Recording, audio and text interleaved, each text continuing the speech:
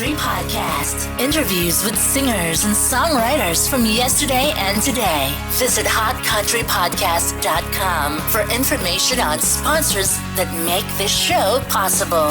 Here's your host of the Hot Country Podcast, Chris McKay. And welcome to another edition of the Hot Country Podcast. Hey, to hear this podcast with the music that's talked about, be sure to listen to Long Neck Lounge Radio.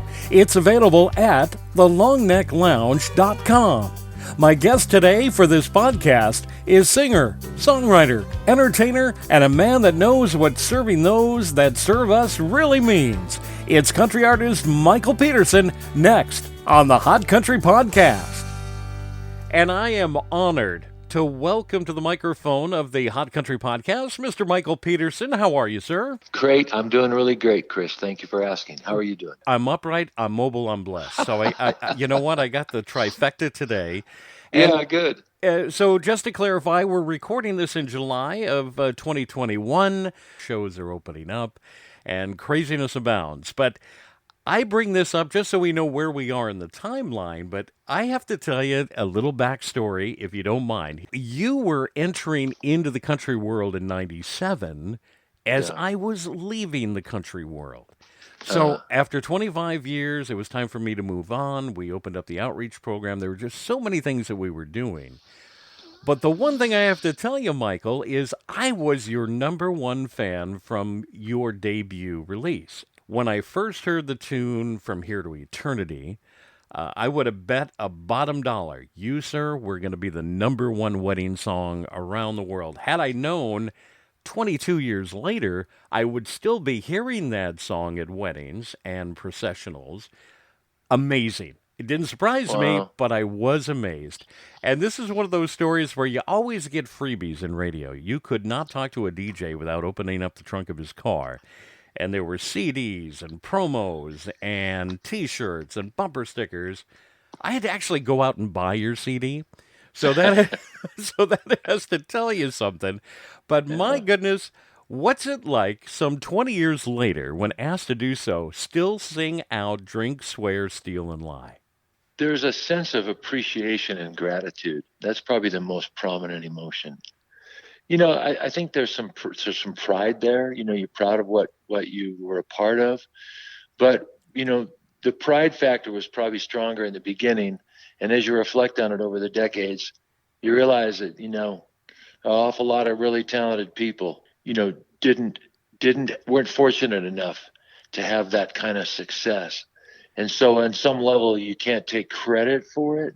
Like in the global scheme of it, things, you know, you can say, hey, I contributed, co-wrote it, and I sang it, and you know, I got out there and worked to promote it. And really, it's the biggest feeling, and I think for me, the most appropriate feeling is just a feeling of gratitude. Like, it just puts a smile on my face that people still like that music. From Here to Eternity, Drink, Swear, Steal, and Lie, When the Bartender Cries.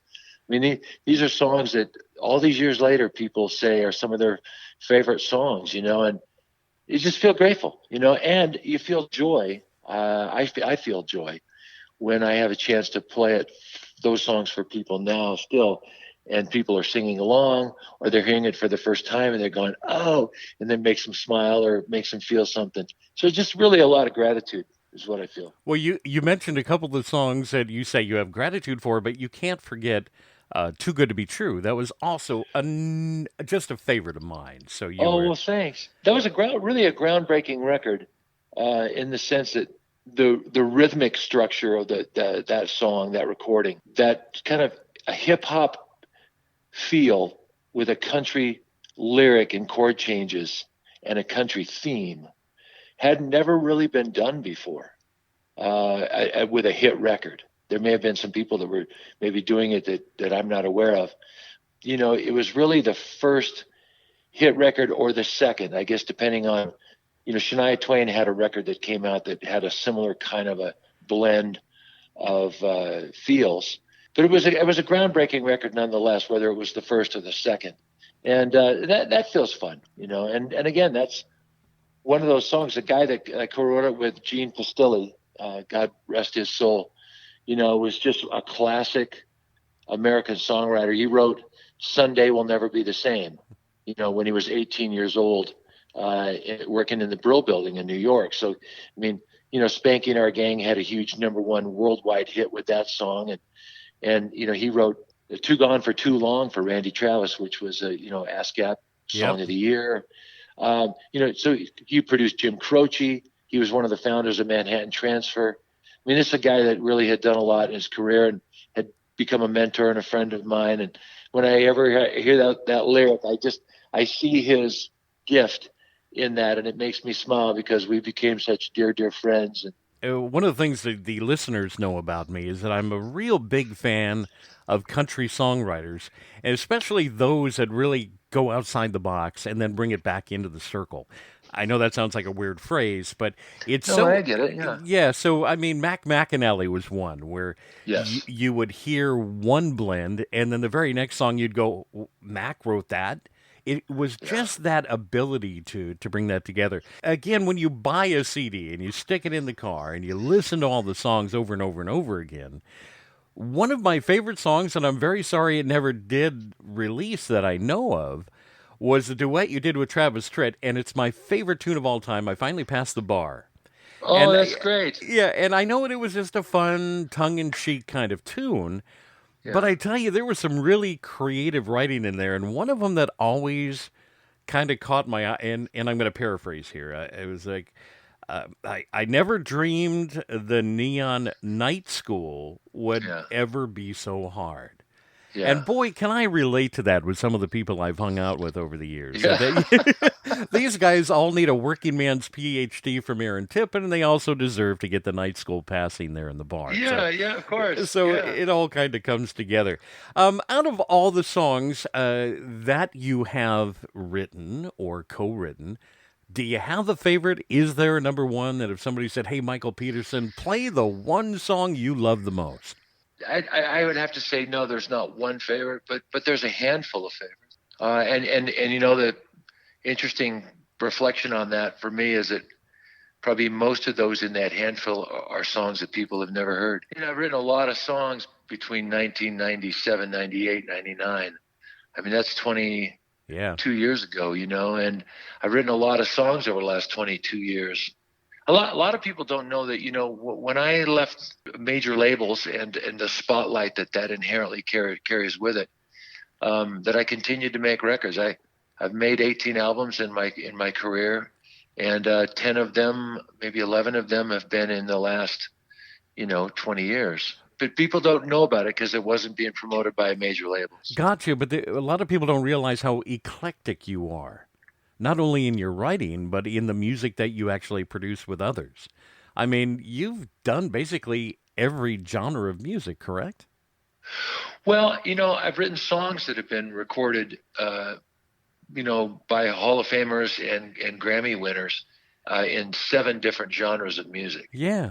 So that I think is a reflection of my love for songwriting and my sense that a great song can usually find a home in a lot of different genres, and I have availed myself towards writing with people that are outside of the typical, like, let's write a country song way of thinking. Mm-hmm. So that has opened some real opportunities for my songs to be heard outside of country. And, after all these years, I'd have to say, I really think of myself not as a country singer or a country artist. I really just think of myself as a writer and as an artist and as a singer. And I've been fortunate to have hits in country music, but a lot of people that are not country music fans would appreciate the music that I've made. Sure. And so to me, that's not so much a declaration, like I'm not saying I'm not country. I'm just saying that there's been so many people over the years that are not country fans that have appreciated what I've done, that I really have come to the place of thinking of myself more in a more universal sense than that my music has an appeal to people that love, well-crafted songs, memorable melodies that have, a meaning to them. And that can go really everywhere from adult contemporary to Americana, country, folk. I love great songs. I'm always interested how somebody can take somebody's, as you said, a craft, and write a song, and then another artist will take it. I hate to use that phrase that you hear on all the TV shows where, oh, you made that your own. But it Yeah. really does carry a lot of weight when you. Mm. I remember I was at an event. It was a wedding, and during the processional, the guitarist was playing this very pretty melodic sound as the bride made her way in. And it was one of those things that kind of haunted me. It was like, what the heck is that song? Couldn't Yeah. remember, So after the wedding, I did go up to the musician and I said, "Can you tell me what song you were playing at the processional?" And he laughed and he said, "Sound familiar?" And I was like, "Yes," and it was haunting. Yeah. He had done a completely different rendition of the theme song from The Price is Right. Oh, isn't And that hilarious? and I it love that. See, that's beautiful creativity right there. it was one of those things where I stood there, my jaw hit the floor, and Yeah. then playing it back in my head, I realized, oh my God, that was the Yeah. theme from The Price is Right. But Yeah. Yeah. I somebody love can, that story. yeah, and people, and in the same way with you, I have to tell you, I have got some pretty eclectic likes in country music. I can hear something most people don't hear, or I can bring people into that sound and say, "Hey, listen to this for just a moment." And one of the Mm. things I learned, I was talking with Jeff Carson about his first song, which was "Yeah, Buddy," and it was one of those songs that never broke the top 60. But we just played the hell out of it on the radio station. The listeners loved it. I loved it. It was just one of those things where you can hear where that's going to go. And one of the Yeah. artists that you worked with, and I'd like to see if you got some story behind it, was somebody a lot of people don't know by name, Robert Ellis Oral. And you had the opportunity to work with him. And I hear a story here that he's the one that told you to go off and try to get a recording contract. First of all, Robert Ellis Oral is, for me, hands down, the most talented artist, writer that I ever worked with closely in Amen. Nashville. This guy, this guy had songs falling out of his pockets. I mean, literally, like I remember when I first started working with Robert, he was signed to a publishing deal, I think, with BMG. And they used to call him, his nickname around the offices at BMG was because his initials are REO. Right. Okay, so they used to call him REO Speedwriter. Show Speedwriter. Got it. Right, because he would write, like, this guy would write 4 or 5 songs in a day. Amazing. This is and not just lousy songs. I mean, really Songs. really clever. So Robert and I got to know each other because I don't want to bore your audience with too long of a story, but when I was living in Seattle, one of my first trips to Nashville, I met this guy who was a executive vice president of publishing at BMG. And he asked me to come to his office. I met him in a Shoney's. I was standing at the salad bar, and he walked up to me and asked me who I was, and he gave me his card, and he said, come see me. So I showed up at his office with my guitar, thinking I was going to play some songs for him. And as I reached for my guitar case, he said, "No, I don't want you to play any music for me." I'm like, to myself, I'm thinking, Okay. What? Like, why am I here? And basically what he said to me was, how often are you here in town? And I said, well, it's my second time here in a couple of years. And he said, well, if you want anybody in this town to take you seriously, you're going to have to be here a lot more often. And he said, if you can, start showing up around here a lot more often and show me you're serious, I'll see if I can help you. So essentially, I went home and I decided that I needed to get there a lot more often. So over the next almost 3 years, I went a week a month to Nashville from Seattle. And during those 3 years and that week a month that I went, I began meeting people, right? Sure. And I would go just hang out at all the songwriter haunts and just open mics and all of those things and just listen, because I wanted to understand the room I was in before I started playing my cards, because I just thought, you could play the wrong card here, and you think you're good enough and you're not. And so anyway, so I took my time over 2-3 years and went a week, a month, learned a lot, met a lot of people. One of the people I met was a guy named Pat Finch, and Pat was a A&R guy at EMI Music Publishing. And so, long story short, Pat and I met, and Pat wanted to sign me to a music publishing deal. So I ended up not signing that deal, which is a whole other story for another time. But because I had this relationship with Pat, and Pat believed in me, Pat wanted to introduce me to Robert Ellis Oral, who was looking for an act to produce. And so he introduced me to Robert. Robert and I met.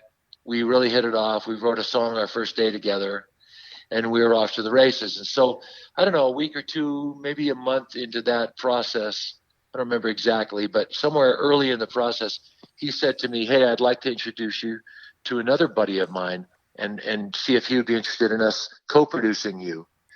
And so he introduced me to Josh Leo. And Josh, had been the head of A&R for RCA Records. He produced tons of, he produced Fishing in the Dark for Alabama, right. Had a bunch of number ones with them. Anyway, so those two guys together, those guys were both a force in the community. Leaders, had relationships. So, through Josh, I ended up getting a publishing deal at Warner Chappell. Well, then I had, a major publisher, two major producers began to advocate for me to get a record deal. So they started setting up meetings with record companies. And that's a brief journey through how I ended up with a record deal. And it was, at that point, it was 2000, it was 1997 when I got my deal. And at that point, I had been working towards getting a deal probably since 84. Overnight success, were you? Right. So yeah, but so my point is that when it happened really quickly, but it was a long journey getting there. I started off in gospel music, writing for Denise Williams production company and the management deal with them, and made some gospel records that made some noise in that arena. And you made some custom albums along the way. And, sure. It was this thing in me that I wrote 20 to 25 songs a year, whether anybody liked them or not, whether anybody paid me or not. I was just completely passionate, and I was eat up with it, as they would say in Nashville. And I grew and I grew and I grew and I grew. I was like that kid you throw in the pool and he can't swim and you pull him out and he jumps back in. That was me. Gotcha. I just was determined that I had something to offer of value. And so a lot of lessons learned, a lot of baby steps forward, steps backward, baby steps forward, relationships.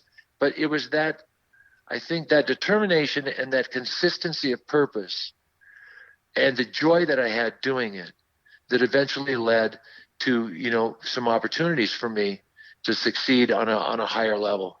Gotcha. And it's amazing the backbone when people see somebody on their own, whether solo or heading up a band, they don't realize the hundreds of people that are behind them and still there on the stage supporting them as they make that journey. So it's been kind of fun to watch you. I mean, here you are.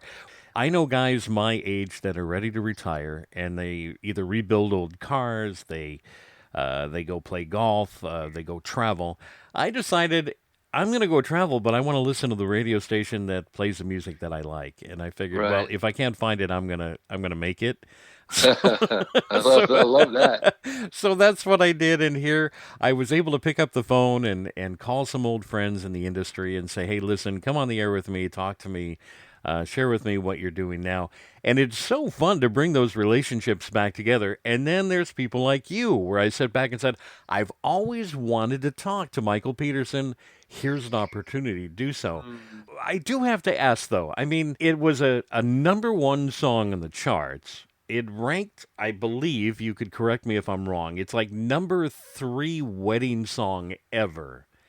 Where did From Here to Eternity come from? Well, it started, I was living in Seattle. Everywhere I looked, I saw song titles. Everywhere I looked, I saw song ideas. I was just obsessed. That's the word I'm looking for. I was just obsessed with songwriting and growing as a writer. So one day I was a video store, back when they used to have video stores. Sure. And just, looking to rent a VHS tape. And I saw the Frank Sinatra movie, From Here to Eternity. And I just thought, that'd be an interesting song title. Of course, I had no idea, because I hadn't seen the movie, that there actually was a song of that title already. Right. That was written for the movie. So I just wrote it down in my little songwriting book, my notes. So I fast forward, I don't know, a couple of years, and I'm in a writing appointment with Robert Ellis Orrell. He says, "What do you want to write about today?" And I said, "Well, Robert, there's a lot of wedding songs. I've never heard anybody sing a song that was a proposal song. Mm-hmm. Like the song that happens, you're actually in the moment of the proposal." And I said, "Wouldn't it be amazing if we could write a song that would help that guy or that girl who's making this proposition, help them through that moment? Like, could we write a song that they would be able to use to just have the ring in their hand and their loved one by them, and just tell that person that they're going to propose to, who doesn't know what the moment is about, just listen to this song." Right. And then at the end, the song will have basically popped the question, and then they can just hold the ring out, right? So that was our vision. And so we sat down to write it. It's really where it came from. And, you have a lot of visions when you write songs.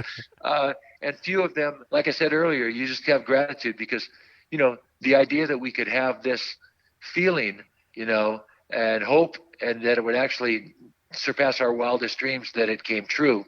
Literally thousands and thousands and thousands of people have found that song to be really an important key song for them. That even after all these years, I still get, every month, I get a dozen emails from people saying they either want to use it or going to use it or did use it and remember it and love it and want to thank me.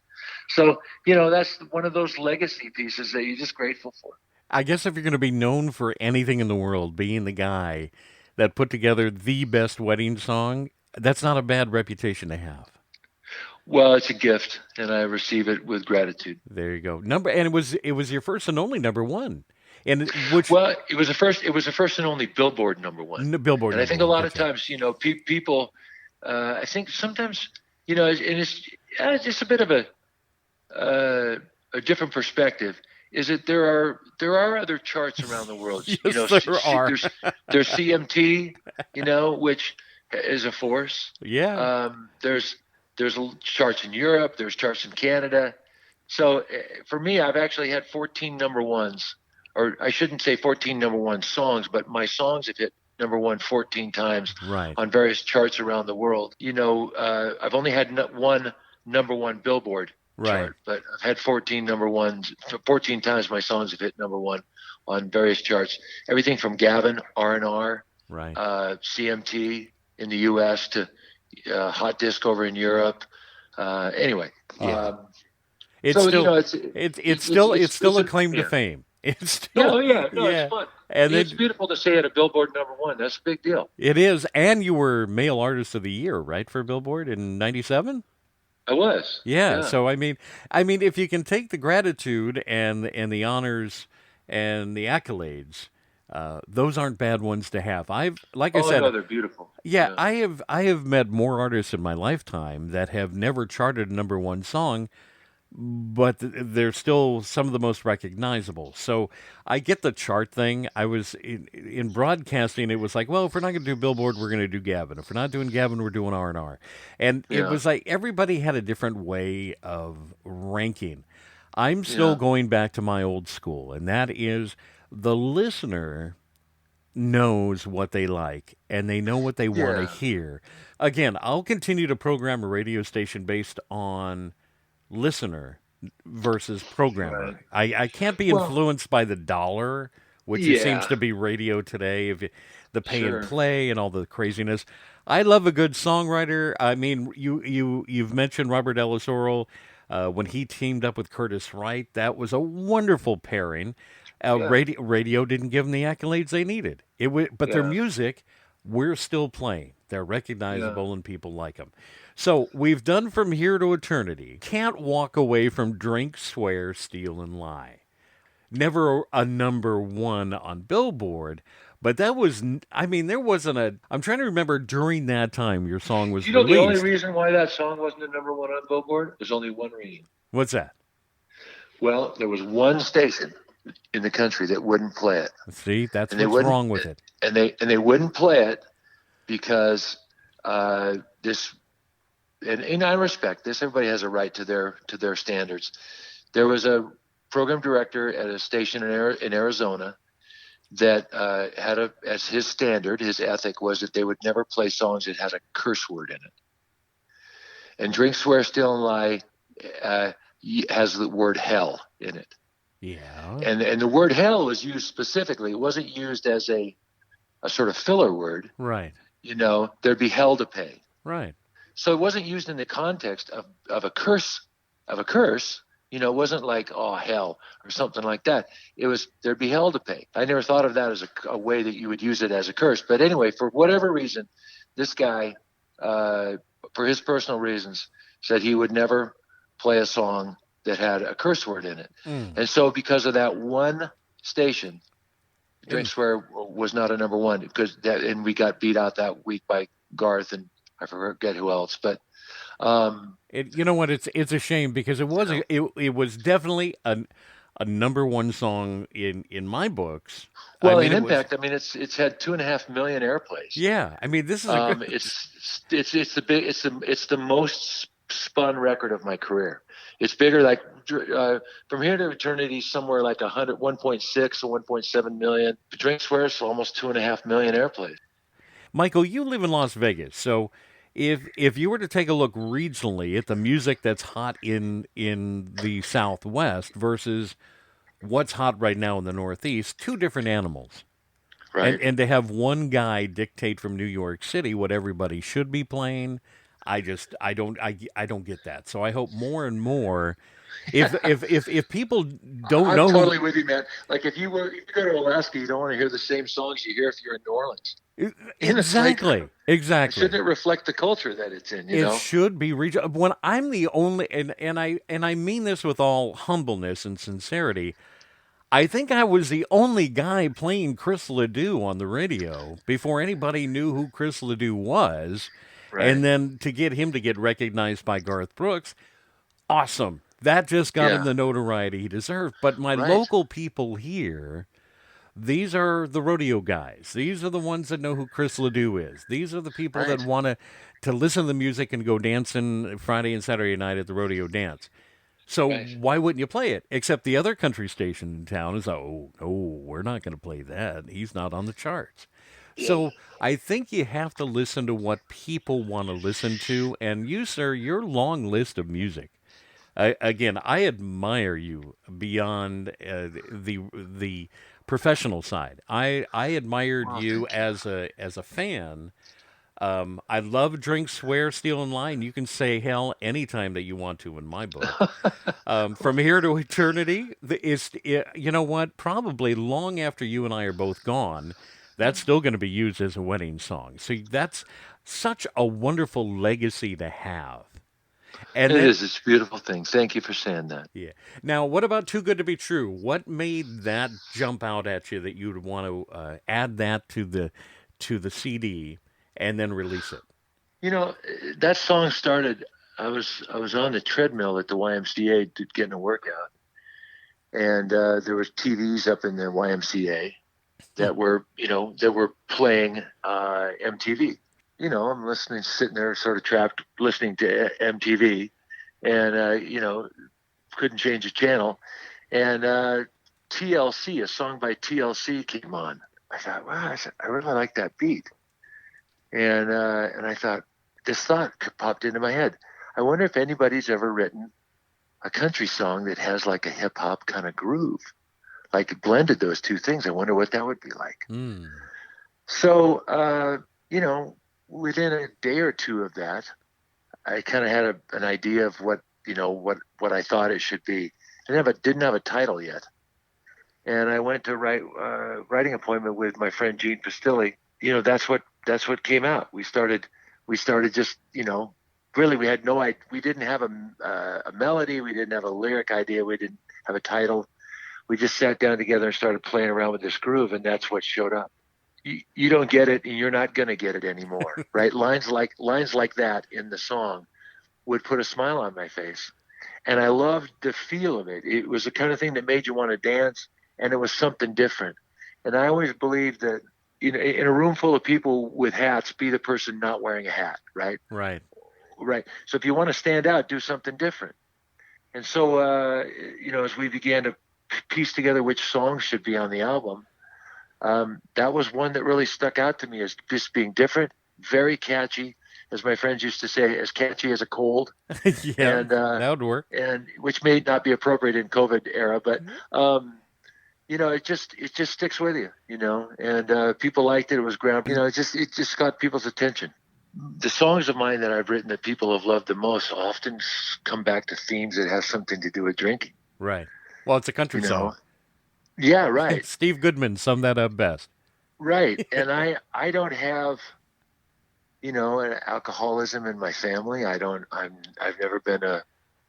never had a problem with that. Right. So it's a bit of a head scratcher to me sometimes why it showed up that way. But I suppose it's a reflection of the fact that it's a good device, if you will, to write about, to speak into people's lives. It's a good topic. Maybe it's a better word than device. Sure. It's just a topic that's rife with opportunities because there's just so much emotion around that. Probably, I guess what I'm trying to say is summed up by a great quote that I read once. It said, they talked about my drinking, but they never talked about my thirst. Right. Great line. Right? Great line, by the way. Yeah, that's a great line. And, writing appointment at EMI with a woman named Hunter Davis. And Sure. she pulled out an article from the New York Times that was interviewing a man who was the owner of a bar that was being closed. The bar was being closed, shut down, after 50 years or something because of some kind of, the things that happens. You own Sure. a bar, but you don't own the lease. Right. Somebody wants to turn the building into high rises or something. And so you lose your lease. Mm-hmm. So it was interviewing this guy. It was about the gentrification of this part of New York City.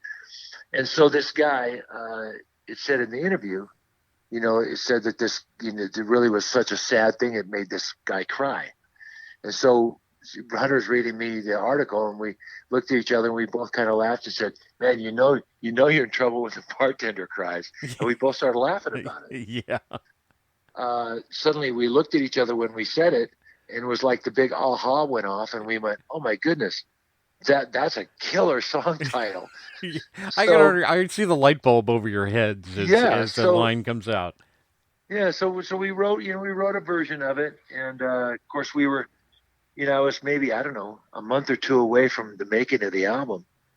And I thought this song was a candidate, but the funny thing I realized was, when you hear the chorus for the first time and you hear that hook for the first time, it's like it floors you. Sure. But it's like a joke in the sense that, when you hear a joke, if you hear the joke the second time, it doesn't have the same impact on you. Right. Because it says you're basically repeating the same thing. And I just had this feeling in my craw that said, it's not going to work as well if the chorus is identical every time. So over that month, I think about the only thing I focused on prior to the album was trying to make the second chorus and the third chorus all unfold so that the story would continue to unfold, so that every time you heard, you're in trouble when the bartender cries, it would have a new slight nuance to it or context. Sure. And so it was, I don't know, it was maybe the week before we went in to make the album that I went to my producers, Robert and Josh, and said, I think I got it. And I played it for them, and they loved it, and they said, oh, I think you got it. So, I mean, it was just sort of right up to the wire, and it was this passion that I had to try to help it not just repeat itself over and over again, but to take it somewhere. And I think that's part of why people love that song to this day. Nothing wrong with a great storyteller, and Michael, you fit that mold perfectly. You took it from beginning, and you kind of left the door open as well. So it was a wonderful release, and don't mind playing it. It's a great song. So again, a feather in your cap. You use the word that I use all the time. If you were to follow me, my personal page on Facebook, you will see the hashtag blessed or hashtag gratitude. You and your wife received so many accolades for your service to those that serve us. So I want to publicly say thank you for your service and thank you for continuing to do what you do for the U.S.O., for our veterans, and for those that are actively serving. From my heart and my wife, Mary, I don't know if you're aware, we do a thing called Military Mondays. We have been Yeah. giving to, our slogan is serving those that serve us. Thank you for what you do and explain to the audience what it is you do. Well, thank you so much. And thank you for you and your wife for all you've done to assist service members. In a nutshell, when 9/11 happened, I wanted to help some way, but I was too old to join the military. And so right around that time, I heard this great quote from Teddy Roosevelt that said, all of us as Americans have an obligation to do what we can with what we have, wherever we are. Amen. And I just thought, well, I'm a singer and a songwriter and an entertainer. Maybe I could use that somehow. So I just told my agent, if there's an opportunity to do something with the military, I don't need to get paid. Just, tell me and I'll go. An opportunity opened up for me to do an event at Fort Campbell. They didn't have a budget. I went anyway. While I was there, the Vice Chief of Staff of the Army was there. His assistant at the end asked me for my card. A week later, I got a call from the Director of Strategic Operations or Strategic Communications for the Army and said, can you come to D.C.? We want to meet with you and talk about some things that we might do together. So that was where it started for me. And over the course of the next 4 years or so, I just, said to them, look, I don't know a lot about Army culture, but if you'll let me, hang around, I'll learn, right? So in the process of, going to events and doing, presentations and singing and entertaining on behalf of the U.S. Army, I just made a lot of really wonderful friendships and relationships because I wasn't a contractor. I wasn't looking, to make money off of it. So a lot of doors opened up to me. And that led to me meeting this woman who's now my wife. Essentially, she was working for the chairman of the Joint Chiefs. So a lot of doors opened up for me because I was just willing to serve. Sure. And so that was really the spirit of it. And, as you go forward to now, my wife is a survivor of the Pentagon attacks at 9/11. She had post-traumatic stress. And in the heels of all of that, she became a subject matter expert in helping people with post-traumatic stress because she learned how to heal herself. To this day, every year, there's probably anywhere from a dozen to as many as 40 service members or are looking for assistance in the area of post-traumatic stress. Right. And my wife is really a subject matter expert and a thought leader in the area of dealing with those issues with a non-pharmaceutical approach. And so my wife speaks all over the world on this as a subject matter expert, and I go along with her and do what I've always done with the military, which is express my gratitude, share music that's uplifting, that is relevant from a messaging standpoint. So, that's really that's what we do is we work with veterans organizations, the Institute for Veterans and Military Families in Syracuse University. We do a lot of things with them, helping veteran entrepreneurs to start new businesses. So, what do I have to do with that? Well, I go to these events and I bring music and entertainment. My wife brings her abilities as a public speaker and as a subject matter expert in PTS. Sure. And we do these things around the world. And that's really what we end up doing. So if anybody is listening to your show that says, well, I'd like to know more about how to deal with post-traumatic stress in a non-pharmaceutical way, they could easily find my wife at This Able Vet. So THIS Able Vet, VET, thisablevet.com. And that's my wife's website, and you can learn about what she does. And we don't do it for money. It's not something that we do to pay our bills. Sure. It's something that we do. My wife's received a lot of grants, so we do a lot to help people get tools and resources that need help, that are having trouble sleeping, having trouble dealing with finding a new normal. Michael Peterson, as a fan, thank you. As a colleague, thank you. I appreciate you taking the time to chat with us here on the Hot Country Podcast. God bless the both of you. Thank you for your service to our country and our countrymen, and it's been an honor. Well, Chris, thank you for your service and your wife's service to our country and our countrymen, and I look forward to meeting you in person when you come here for NFR. Thanks for listening, and be sure to visit hotcountrypodcast.com for information on sponsors and interview opportunities. The Hot Country Podcast, available everywhere you download podcasts, and is aired on country radio across North America.